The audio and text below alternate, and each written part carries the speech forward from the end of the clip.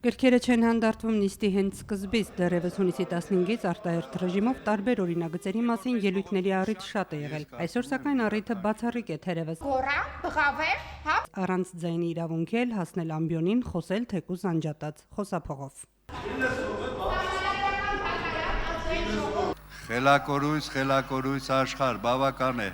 նստեք ձեր տեղը։ 237 հոգի, այդ թվում նաև լրագրողներ, Բաղրամյան պողոտայից բերման են ենթարկվել, հենց սկզբից հայտարարեց ՀԱԿ քարտուղարը։ Պահանջում ենք պատժել բոլոր ապօրինի գործողությունների իրականացողներին։ ՀԱԿ-ի նշան բողոքի լքեց դահլիճը, խմբակցությունից Նիկոլ Փաշինյանը սակայն մնաց դահլիճում, ասաց իր բողոքը կարտահայտի քվեարկություններին չմասնակցելով։ Երեք քննարկված վարկային համաձայնագրերի ու մյուս բոլոր հարցերի քվեարկություններն այսօր կայացան։ Դրանց արանքում սակայն ընդդիմադիրները վարման կարգով ձայն էին վերցնում, կապ գտնում հոսանքի սակագնի բարձրացման դեմ բողոքողների ու քվեարկվող հարցերի միջև։ Հիմա քվեարկվելու է նաև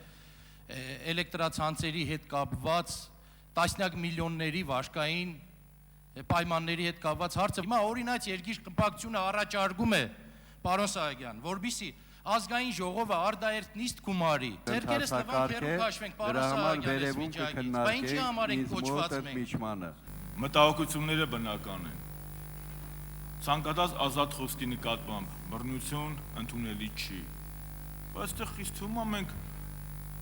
երսյալատենակալների դատարանն արդեն վճիռ ենք ներկայացնում։ Դաշնակցությունից առաջարկում են կես ժամանոց ընդմիջումը երկարաձգել հարցը ավելի հանգամանալից քննարկելու նպատակով։ Հիմա քվեարկությամբ ընդմիջումը ժամ ու կես կամ մի ժամ սահմանել, որպեսզի ձեր քննարկումը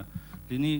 արդյունավետ, թե չէ կես ժամը չափազանց քիչ է։ Մտադիր եմ մի ժամ անցկացնել, որովհետև չեմ կարծում, որ բոլորը տեսպես նստած տեղում պես ցուցադրական միշտ կան, խմբակցության ղեկավարները կգան, կես ժամից ավել կտևի։ Այն առաջարկությունը, որ ինչ որտեղ դարձավ պարտադրանք, որպես խորհրդակցություն։ Ես խնդրում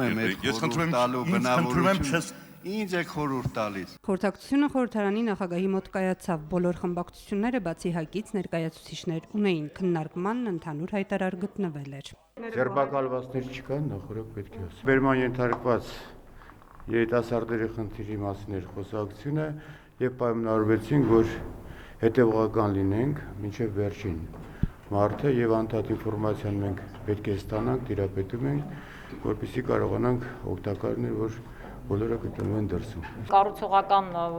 ուրեմն եզրահանգման եկանք, որովհետև առաջին հերթին մեզ համար կարևոր է, որպեսզի այն քաղաքացիները, որոնք այսօր ձերբակալված են, պարզապես ազատ թողնվեն։ Ազգային ժողովի նախագահ պայմանավորվածությունը կհետևեն գործընթացներին, որտեղ կա ընթացակարգային խնդիրներ, եթե բերման են ենթարկել, ուրեմն այդպես վարքյանական չի։ Խորհրդարանն այսօր քվեարկությամբ մերժեց գիտական եւ գիտատեխնիկական գործունեությանը վերաբերող օրինագիծը, որով առաջարկվում էր կառավարությանը վերապահել գիտական աստիճանների շնորհման եւ գիտական կոչումների կանոնակարգերի ընդունման լիազորությունները։ Նախագծում առաջարկ կար նաև, որ բարձրաստիճան պաշտոնատար անձինք գիտական աստիճանի չեն կարող հավակնել։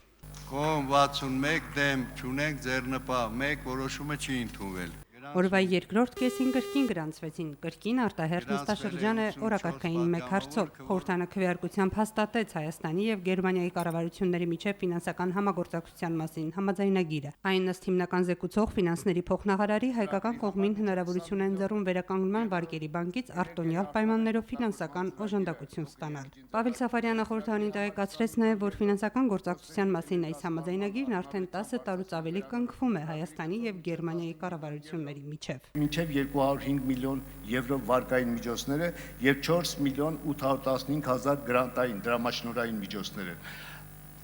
Ինչու եմ ասում մինչև, որովհետեւ սա համաձայնագիր չի ֆինանսական, սա հնարավորություն է, սա իրավաբանական փաստաթուղթ է գերմանական կառավարության համար, առ այն, որ Հայաստանի ազգային ժողովը հաստատել է, համաձայնություն է տվել այս համաձայնագրին, որպեսզի գերմանական կառավարությունը վերականգնման վարկերի բանկին տրամադրի համապատասխան գումարը։ Համաձայնագրի քննարկումները եւ ստորագրությունները հաջորդելու են այս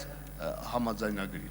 5-րդ գումարման 7-րդ նստաշրջանի ավարտից հետո արտահերթ 2 նստաշրջանների օրակարգերն էլ սպառված են։ Հաջորդ հանդիպումը աշնանն է սպասվում։ Ցտեսություն։ Ծիրանուշ Մուրադյան, Հովհաննես Քյոսեյան, Առաջին ալիք։